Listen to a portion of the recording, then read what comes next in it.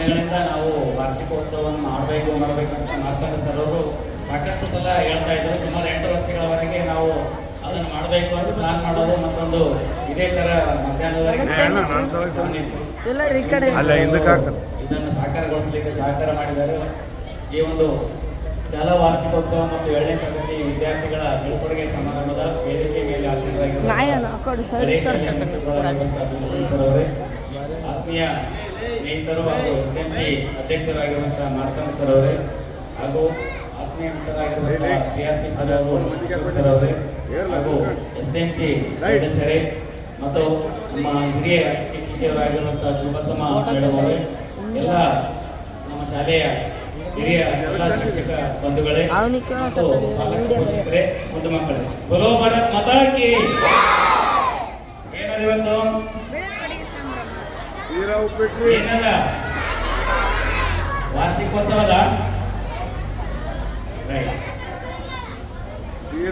ನಹಿ ಜ್ಞಾನೇನ ಸದೃಶ್ಯಂ ಅಂತ. ಜ್ಞಾನವು ಇಂಥ ಮಿಗಿಲಾದದ್ದು ಬೇರೆ ಏನೂ ಇಲ್ಲ. ಆದರೆ ಜ್ಞಾನ ಎಲ್ಲಿ ಸಿಗ್ತದೆ ಅನ್ನೋದು ಮುಖ್ಯ. ಜ್ಞಾನ ಕೇವಲ ಶಾಲೆಗಳಲ್ಲಿ ಸಿಗುತ್ತದೆ ಅನ್ನೋದಲ್ಲ. ಜ್ಞಾನವು ನಮ್ಮ ಸುತ್ತಮುತ್ತಲಿನ ಪರಿಸರ, ತಂದೆ ತಾಯಿ, ಮತ್ತು ಸ್ನೇಹಿತರಿಗೂ ಸಹಿತ ಜ್ಞಾನವನ್ನು ತಗೊಳ್ತೀವಿ. ಅತ್ಯಂತ ಹೆಮ್ಮೆ ಪಡ್ತಕ್ಕಂಥ ವಿಷಯ ಏನಂತಂದ್ರೆ, ಸರ್ಕಾರಿ ಶಾಲೆ ಇಷ್ಟೆಲ್ಲ ಉತ್ತಮವಾದ ಕಾರ್ಯಕ್ರಮಗಳನ್ನು ಮಾಡಬೇಕಾಗಿತ್ತಂದ್ರೆ ಯಾದಗಿರಿ ನಗರದಲ್ಲಿ ಎಷ್ಟು ಶಾಲೆಗಳು ಗೊತ್ತಾ? 80 ಶಾಲೆಗಳು, ಖಾಸಗಿ ಶಾಲೆಗಳು 80 ಶಾಲೆಗಳು. ಆ 80 ಶಾಲೆಗಳಲ್ಲಿ ಸಹಿತ ಸರ್ಕಾರಿ ಶಾಲೆಗಳು ಖಾಸಗಿ ಶಾಲೆಗಳಿಂದ ಯಾವುದೇ ರೀತಿಯಿಂದ ಕಡಿಮೆ ಇಲ್ಲ ಅಂತ ತೋರಿಸಲಿಕ್ಕೆ ನಾವು ಈ ಒಂದು ಸಮಾರಂಭಗಳನ್ನು ಹಮ್ಮಿಕೊಳ್ಳಬೇಕಾಗಿದೆ. ಆಕ್ಚುಲಿ ನಮ್ಮ ವ್ಯಾಪ್ತಿಯಲ್ಲಿ 178 ಶಾಲೆ ಬರ್ತವೆ. ಎಲ್ಲ ಶಾಲೆಗಳಲ್ಲಿ ತಿರುಗಿ ನೋಡಿದ್ದೀವಿ ನಾವು. ಎಲ್ಲ ಶಾಲೆಗಳಲ್ಲಿ ಸರ್ಕಾರಿ ಶಾಲೆಯಲ್ಲಿ ಇರ್ತಕ್ಕಂಥ ಮಕ್ಕಳ ಒಂದು ಬುದ್ಧಿಮತ್ತೆ ಬಹಳ ಚುರುಕಾಗಿರುತ್ತೆ. ರಿಸಲ್ಟ್ ನೋಡ್ಬೇಕಾದ್ರೆ ಪ್ರೈವೇಟ್ನವರು ಬರ್ತಾರೆ. ರಿಸಲ್ಟ್ ಅಂದ್ರೆ ಫಲಿತಾಂಶ ಖಾಸಗಿಯವ್ರದ್ದು ಬರ್ತದೆ. ಆದರೆ ಮಕ್ಕಳು ಮಾತ್ರ ನಮ್ಮ ಹುಷಾರಿರ್ತಾರೆ. ಹಂಗಂದ್ರೆ ಹುಷಾರಿದ್ರೆ ಪಾಸ್ ಆಗಬೇಕಾಗಿತ್ತಲ್ಲ. ಇದು ಪಾಸಿಗಾಗಿ ಆಗ್ತಕ್ಕಂಥ ಶಿಕ್ಷಣ ಅಲ್ಲ. ಇವತ್ತು ಪಾಸ್ ಆಗ್ಬೋದು, ಒಂದು ತರಗತಿಯಿಂದ ಇನ್ನೊಂದು ತರಗತಿಗೆ 90 ತಗೋಬಹುದು, 95 ತಗೋಬಹುದು, 99 ತಗೋಬಹುದು. ಆದರೆ ಜೀವನದಲ್ಲಿ ಪಾಸ್ ಆಗ್ಬೇಕಾಗಿತ್ತಂತಂದ್ರೆ ಇಂಥ ಶಾಲೆಯಲ್ಲಿ ಸಂಸ್ಕಾರವನ್ನು ಪಡಿಬೇಕು. ಇನ್ನೊಂದು ಖುಷಿ ಏನಾಗ್ತದೆ ಅಂದ್ರೆ, ಪಾಲಕರು ಬಂದಿರೋದು ನಮ್ಮ ಹತ್ರ SDMC ಅವರಿಗೆ ಬಹಳ ನಾವು ಧನ್ಯವಾದ ಹೇಳಬೇಕು. ಎಷ್ಟು ಸಲ ಮೀಟಿಂಗ್ ಆದರೂ ಕಡ್ಡಾಯವಾಗಿ ಮೀಟಿಂಗ್ ಬರ್ತಾರೆ. ಬೇರೆ ಶಾಲೆಗಳಲ್ಲಿ ಮೀಟಿಂಗ್ ಬರಲ್ಲ ಅಂತ ಕೂಗಿದೆ. ಬಟ್ ಇಲ್ಲಿ ಆ ಥರ ಇಲ್ಲ. ಯಾಕಂದ್ರೆ ಪುಸ್ತಕತೆಯನ್ನು ಹೊಂದಿರತಕ್ಕಂಥ SDMC ಬಳಗ ಇದೆ. ಅವರನ್ನು ತೆಗೆದುಕೊಂಡು ಹೋಗ್ತಕ್ಕಂಥ ಒಂದು ಉತ್ತಮವಾದ ಅಧ್ಯಕ್ಷರು ಇದ್ದಾರೆ. SDMC ಅವ್ರದೇ ಒಂದು ಸಂಘದ ನಿಮ್ಗೆ ಗೊತ್ತಿರಬೇಕು. SDMC ಅಧ್ಯಕ್ಷರ ಸಂಘ ಅಂತ ತಾಲೂಕಿನಾಗ, ಆ ಸಂಘದಲ್ಲಿ ಸಹಿತ ಮಾರ್ತಾಂಡ ಸರ್ ಅವರು ಇದ್ದಾರೆ.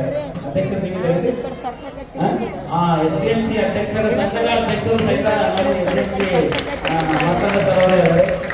ಆ ಒಂದು SDMC ಗ್ರೂಪಿನಲ್ಲಿ ಅವರು ನಮ್ಮ ಶಾಲೆಯ ಎಲ್ಲ ಕಾರ್ಯಕ್ರಮಗಳನ್ನು ಪೋಸ್ಟ್ ಮಾಡ್ತಾ ಇದ್ದಾರೆ. ಆ ಪೋಸ್ಟ್ ಮಾಡ್ತಕ್ಕಂಥ ಸಂದರ್ಭದಲ್ಲಿ ನಾನು ಅವರಿಗೆ ಮೆಂಟರ್ ಆಗಿದ್ದೀನಿ. ಅಂದರೆ SRTಯಲ್ಲಿ ಮೆಂಟರ್ ಆಗಿ ಅವರ ಕಾರ್ಯಕ್ರಮಗಳನ್ನು ನೋಡಲಿಕ್ಕೆ, ಮಾರ್ಗದರ್ಶನ ಮಾಡಲಿಕ್ಕೆ ಹೇಳಿದ್ದಾರೆ.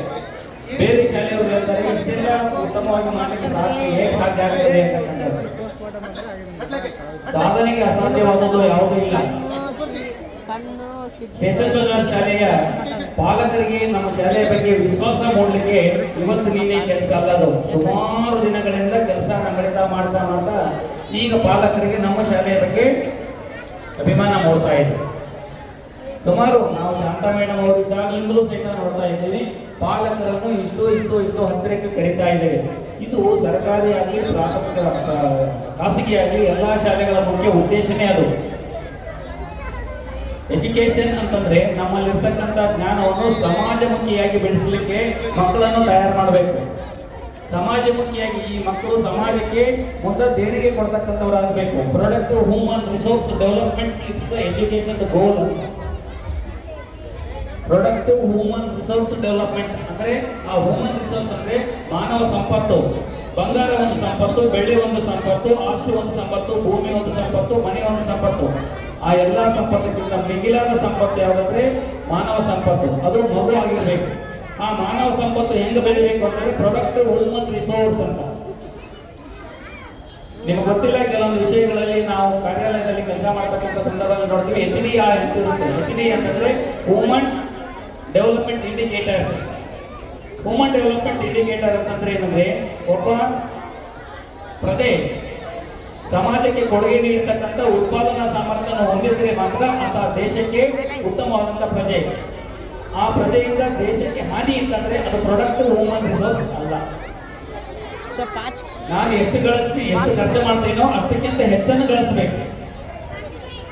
ಆದ್ರೆ ಗಳಿಸ್ತಕ್ಕಂಥ ರೂಟ್ ಏನಾಗಿರ್ಬೇಕು, ಅದು ಬಹಳ ಸತ್ಯವಾಗಿರ್ಬೇಕು. ಆ ಗಳಿಸ್ತಕ್ಕಂಥ ರೂಟ್ನಲ್ಲಿ ಬೇರೆ ಬೇರೆ ರೂಟ್ನಲ್ಲಿ ಗಳಿಸ್ತಕ್ಕಂಥವ್ರು ಇದ್ದಾರೆ. ಆ ರೂಟ್ನಲ್ಲಿ ಗಳಿಸ್ತಕ್ಕಂಥವ್ರು ಹ್ಯೂಮನ್ ರಿಸೋರ್ಸ್ ಡೆವಲಪ್ಮೆಂಟ್ ಆಗೋದಿಲ್ಲ. ಆ ಕಾರಣಕ್ಕಾಗಿ ಅಂತ ಉತ್ತಮವಾದಂತಹ ಪ್ರತಿಭೆಗಳು ನಮ್ಮ ಶಾಲಾ ಹಂತದಲ್ಲಿ ಸ್ಟೇಷನ್ ಬಜಾರ್ ಶಾಲೆಯಲ್ಲಿ ಇದ್ದಾವೆ ಅಂತಕ್ಕಂಥದ್ದು ನಾನು ಮೊದಲಿನಿಂದ ಕಂಡುಕೊಂಡಿದ್ದೇನೆ. ಆದರೆ ಈ ಶಾಲೆಯಲ್ಲಿ ಕೆಲಸ ಮಾಡಬೇಕಾದ್ರೂ ಸ್ವಲ್ಪ ಪುಣ್ಯ ಮಾಡಿರಬೇಕು. ಇಲ್ಲಿ ಸಲ್ಲುವವರು ಎಲ್ಲೆಲ್ಲಿಯೂ ಸಲ್ಲುವರಯ್ಯ, ಇಲ್ಲಿ ಸಲ್ಲುವುದು ಎಲ್ಲಿ ಬೇಕಾದರೂ ಸಲ್ಲುತ್ತಾರೆ. ಯಾಕಂದ್ರೆ ಇಲ್ಲಿರ್ತಕ್ಕಂಥ ಪ್ರತಿಭೆಗಳು ಆ ಥರ ಇದೆ, ಶಿಕ್ಷಕರು ಆ ಥರ ಪ್ರತಿಭೆ ಇದೆ. ಆದರೆ ವ್ಯವಸ್ಥೆಯನ್ನು ಹಾಳು ಮಾಡಲಿಕ್ಕೆ ಸಾಕಷ್ಟು ಜನ ನೋಡ್ತಾ ಇರ್ತಾರೆ. ದಯವಿಟ್ಟು ಅರ್ಥ ಮಾಡ್ಕೊಳ್ರಿ, ಗುಂಪುಗಾರಿಕೆ ಬೇಡ. ನಮ್ಮ ಶಾಲೆ ಹೆಂಗಿದೆ ಅಂತಂದ್ರೆ ಬಹಳ ಚೆನ್ನಾಗಿದೆ. ಇಲ್ಲಿರ್ತಕ್ಕಂಥ ಪ್ರತಿಯೊಬ್ಬ ಟೀಚರ್ಸು ಸಹಿತ ಉತ್ತಮವಾದಂತಹ ಪಾಂಡಿತ್ಯವನ್ನು ಹೊಂದಿದವರಾದರೆ, ಕಾಳಜಿ ಹೊಂದಿದವರಾದರೆ. ಪಾಂಡಿತ್ಯಕ್ಕಿಂತ ನಮ್ಗೆ ಏನ್ ಬೇಕು? ಕಾಳಜಿ ಬೇಕು. ಆ ಕಾಳಜಿ ಹೊಂದಿದವರಿದ್ದಾರೆ.